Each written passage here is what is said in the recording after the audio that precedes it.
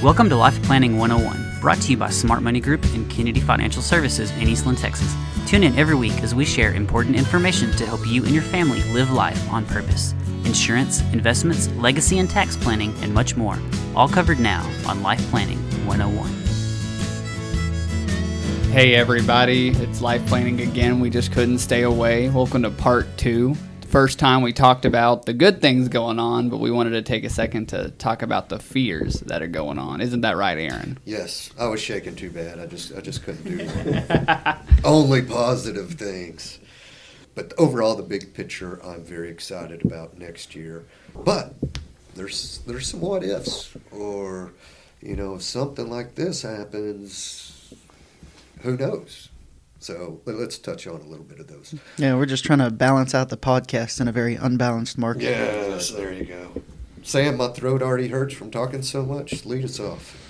Yeah, well, I mean, how many years in a row have we had double-digit returns? How many years since 22? I mean, you had 23 where we had close to 30. I don't remember the exact numbers, but definitely north of 20.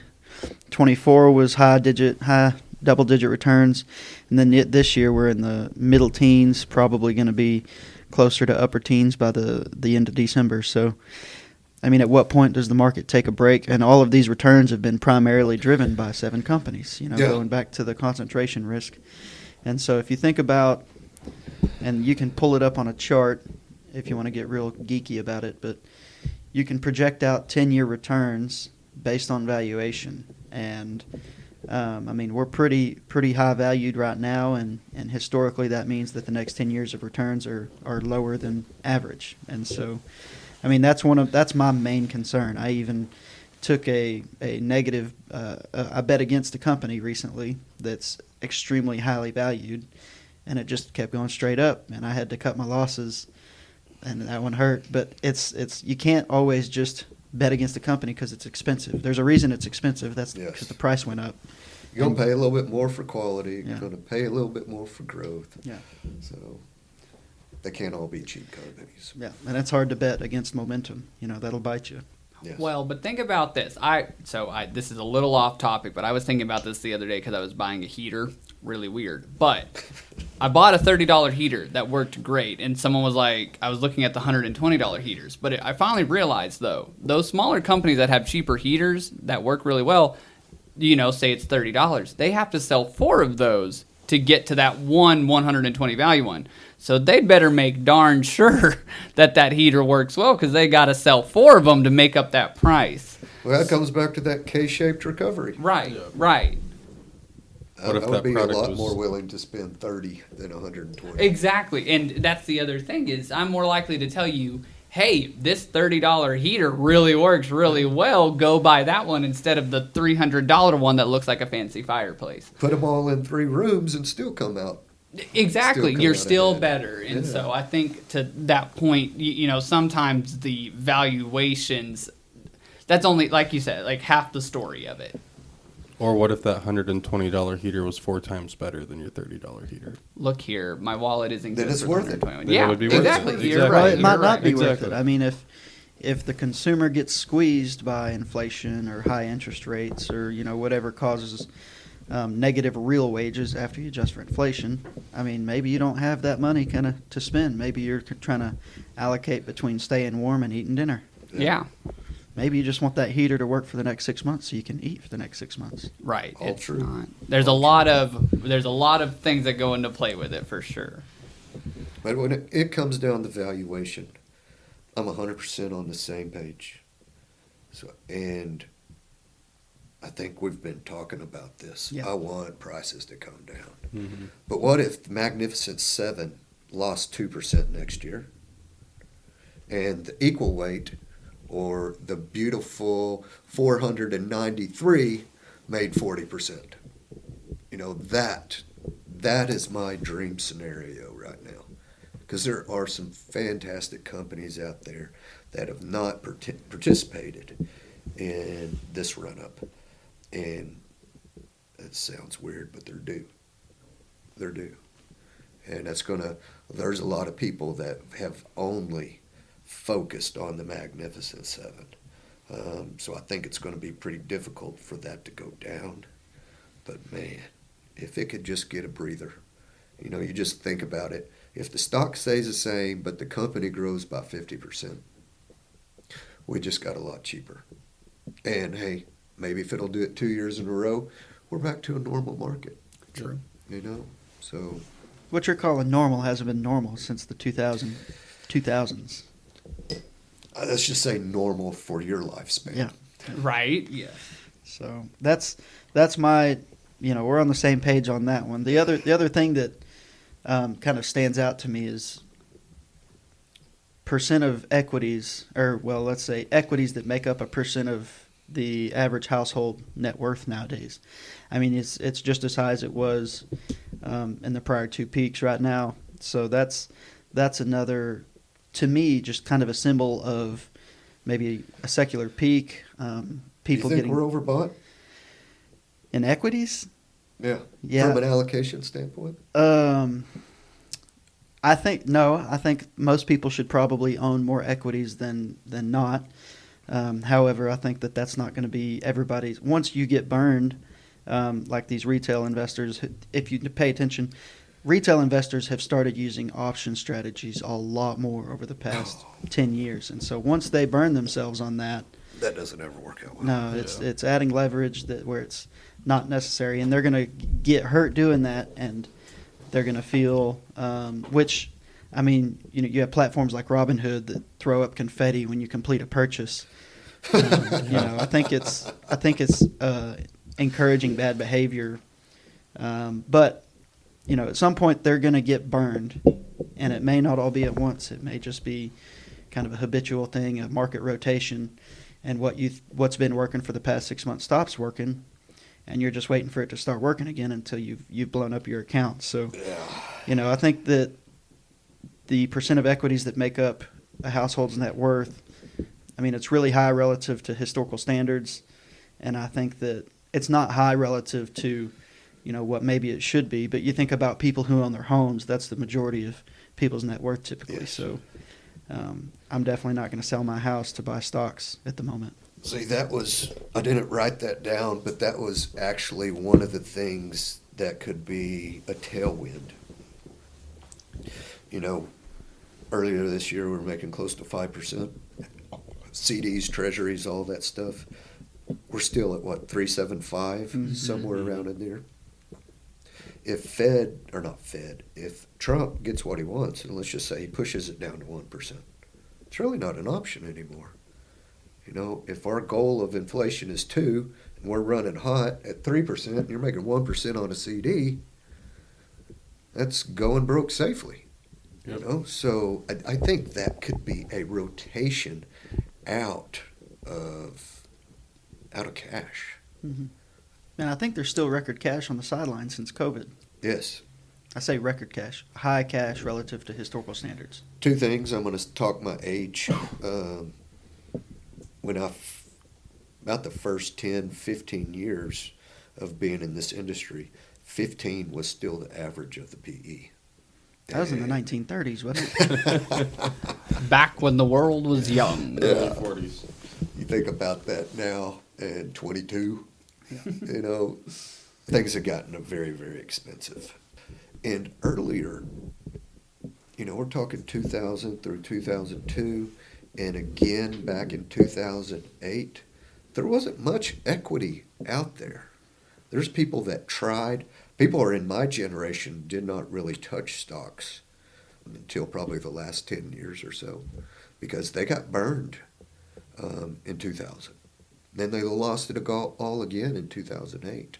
It wasn't until very, very recently that these equity exposures have started creeping up. The 60/40s, the most popular portfolio on the planet. I probably wouldn't agree with that anymore. I bet it's higher. I bet that allocation has crept up to 75, 25, somewhere around in there. Especially if they're not paying attention and rebalancing every year and taking care of their safety or their risk.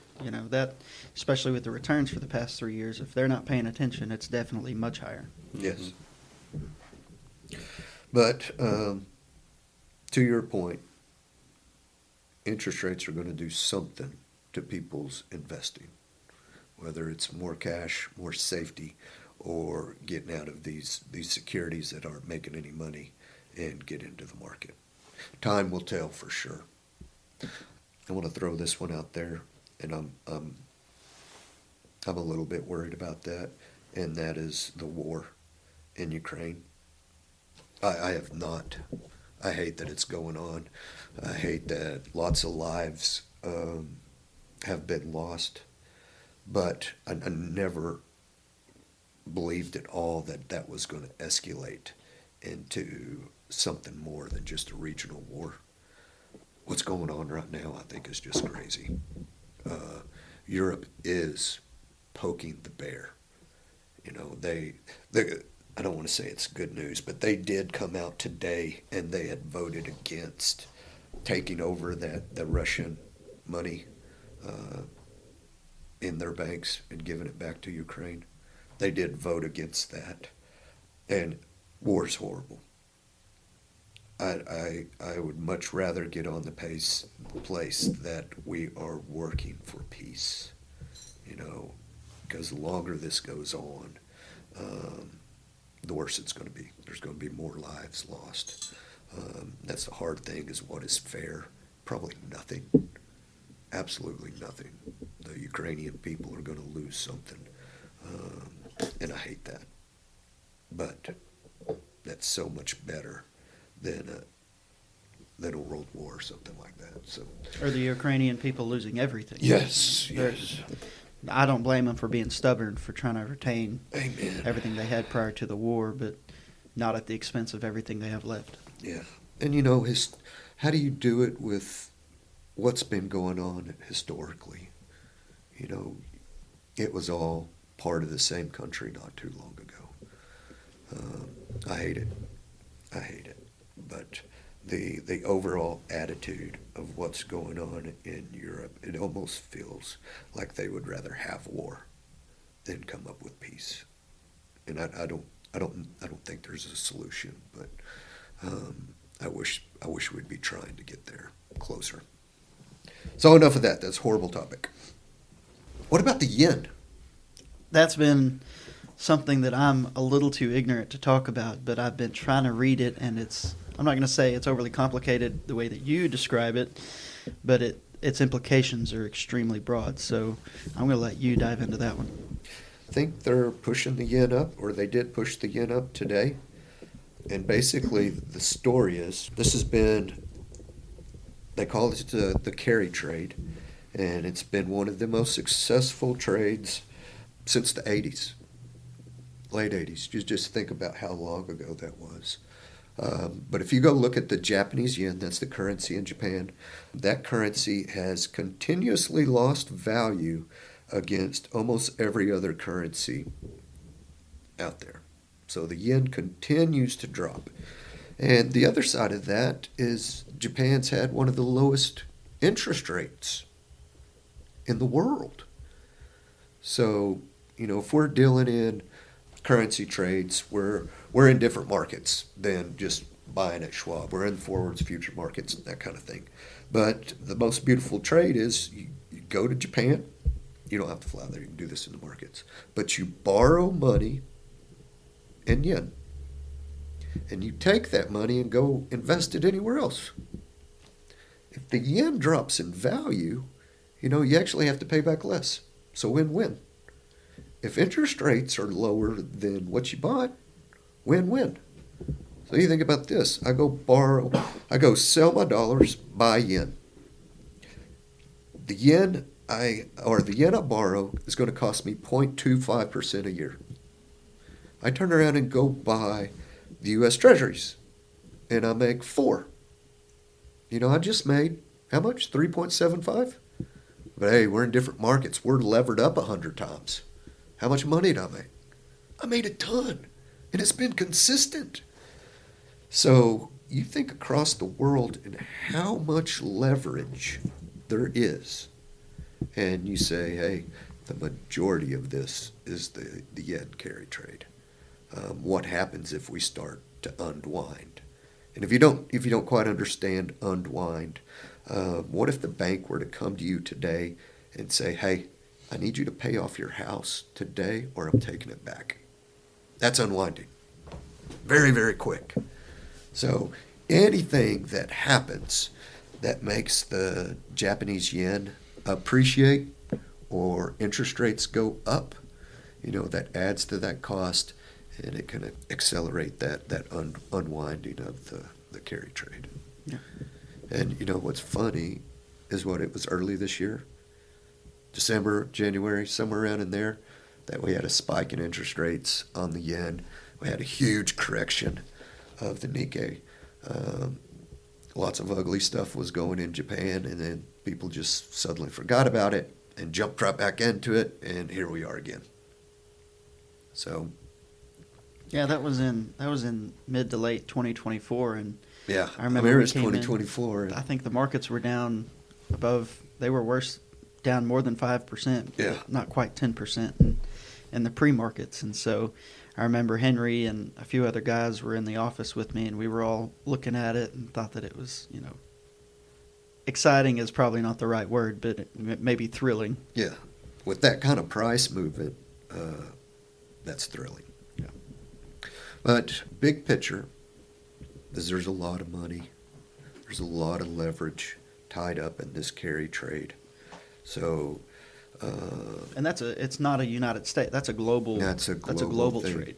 It's a global thing. So we don't necessarily need it to go back to zero interest rates and a declining yen. But what we do need is some stability and no more shocks.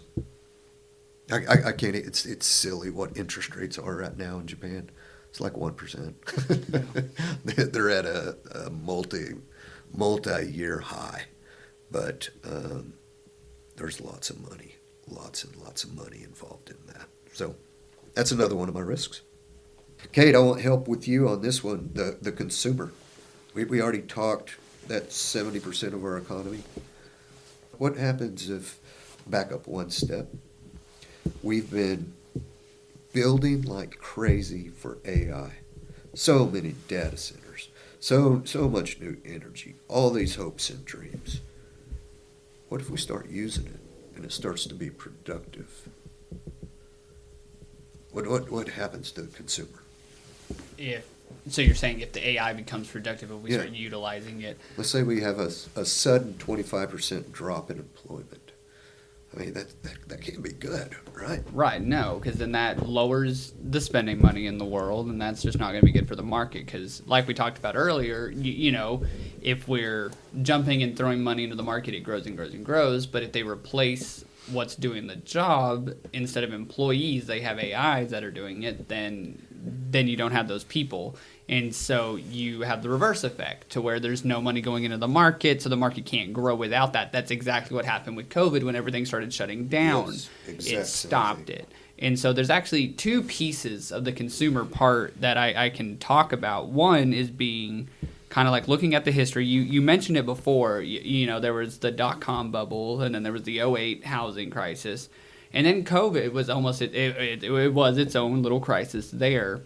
But each of those decade situations, because they were about a decade apiece each, it caused fear in the economy and the market and the stability as a whole of the world. You don't forget something No. if something drops that fast. and that Exactly. violently. And so, but what that's done for a lot of people, because I myself, I'll show my age. I was in college. I was about to graduate college when COVID hit. And what it did was it scared you about what was happening in the world if you were going to get a job outside of it. What was going to happen, because it all started out as, oh, it'll blow over, and then it didn't. And so that puts a fear in you of hoarding cash. You want to make sure that you're covered, but again, that creates a suction in the market, and it lowers it because we're all scared and we're holding everything and we're not putting it back into the economy. And so that's part one to it.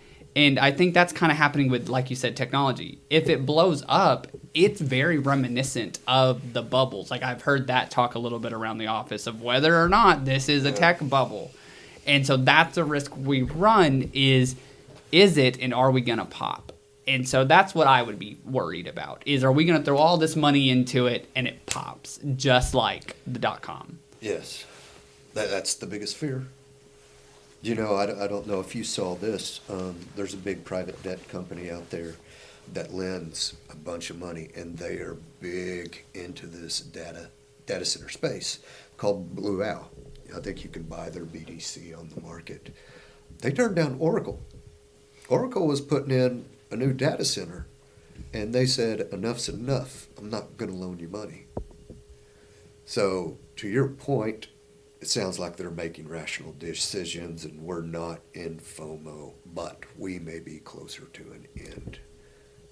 And a lot of these companies are reliant on growth of what they're doing, not so much of what they've done.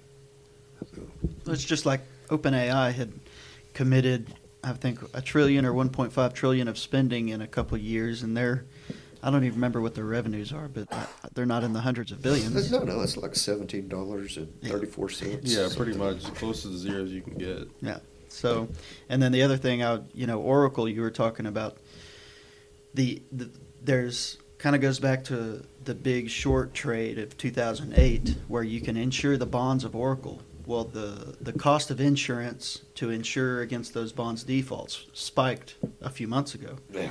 And so that's just another indication of risk and maybe too much leverage in that area. I think it's kind of funny. Oracle is the only thing on this planet that's more levered than the U.S. government. That was a joke, guys. But it is incredible. They're like 6 times or something like that levered. So it's good to see some common sense and the market say no more. But if the whole market says no more, there will be a reckoning. Well, and I think, and I know we're talking about fears, but I do want to kind of open up a little bit of light on the situation with it, is that it's kind of a reframing of AI. You could think, oh yeah, it's going to take away jobs and whatnot, but there's a piece of it that can enhance the job and open up more through it. I would argue. It's just like anything else. It all depends on how you use it, because at the end of the day, what we as people, even though we don't want to admit it, we love connection and talking with other people. And at the end of the day, I don't want to talk to a robot every single day. Sam is shaking his head, but then again, he has 4+ kids at home, I think. So I wouldn't want to talk to many people after that either.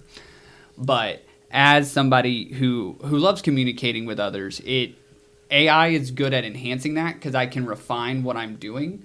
But it's never going to have that feel that you have with a person that is sitting there and holding your hand or shaking it and saying, we're here to help. And that human experience is going to become more and more valuable as time goes on. Exactly. And I really don't think I can stand AI messing up my order at a fast food restaurant. This again. is very Anymore? true. I can't. Yeah. I can't stand it anymore. Oh my gosh, yes, it's true.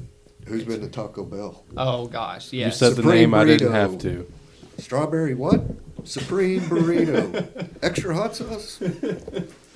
No, exactly. And I think, again, it's just going to be, I think what we're getting to a point as in the world is where we have a rule book that is becoming outdated. It's almost time to we're trying to rewrite rules, but at some point you just got to say this rule book doesn't work anymore. Let's make a new one. And hey, when I said that earlier, 25% unemployment, I do not think that whatsoever.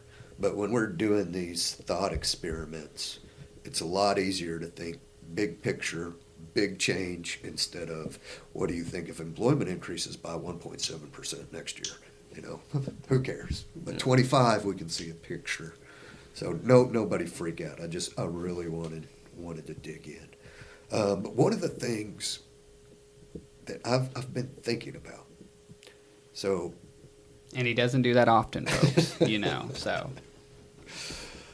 The AI productivity has to be, or growth, AI productivity growth has to be so much greater than wage decreases. It's got to be bigger than we ever thought, or we would already see the government stepping in, trying to put a stop to it. Or maybe they don't think it's going to change anything. But I think they're planning on productivity going through the roof. So that's absolutely fascinating to think of what those changes are going to be. Yeah, I think that AI is definitely going to change the world, and I also think that the government's going to be wrong 90% of the time. So, they're You take that to Vegas. Yep. So I think that this is another. I know that this is the complaining podcast about where we're at in the market essentially, and we already did the fun one. But the other thing that popped in my head a minute ago, they're doing these Trump accounts where they're divvying up hundreds of billions of dollars, or at least billions of dollars at this point, among a bunch of kids and putting it in an account. That's going to drive prices higher, valuations higher. That's not going to be what's increasing the earnings of any company, just the stock prices. And so Yeah. that's another exasperation of an issue. That's incredible. Thinking about that. What if I took my Social Security, or the government took my Social Security, and said, okay, if you live an average life of this, I'm going to go ahead and distribute that present value of your Social Security to you today to invest. Would you take that? Yes. I Yes. would all day long. How easy of a fix would that be? And everything that's left over, it's government funded anyway. Just take another loan, but relieve the rest of the population from that devastating liability. I think I don't That think would there's be enough there awesome. to do it. No. That's why they haven't done it. No. They could probably do it if you're Cade's age. If you got 30 years, somewhere around in there, 30, 40 years, absolutely. Present value's got to be close enough and handed out. And that fixes it. Too easy, so it'll never happen. Yeah. Of course. Yep. Too optimistic. Way too much upside. Yeah. Oh, yeah. Well, did we have any other fears or any other thoughts? No No, thoughts. I'll be positive. I've got a lot, but I think I've already talked about a couple of them. Here, throw one more out there. This will be short. How steep the yield curve is. That's what I was going to go to. I mean, the cost of lending, if you're going to lend for any substantial amount of time, especially if it continues to steepen. Overnight, this is it's continuously increasing. So let's say the Fed's overnight is 3.75, and that's really where they can control how much the bank lends overnight. And the market takes care of everything else. Long treasuries, where are we at now? 4 or 5? Close to 5. Let me pull it right now. Yeah. It's mid 4s, 4.5, 4.6, something like that. What if the market says no more?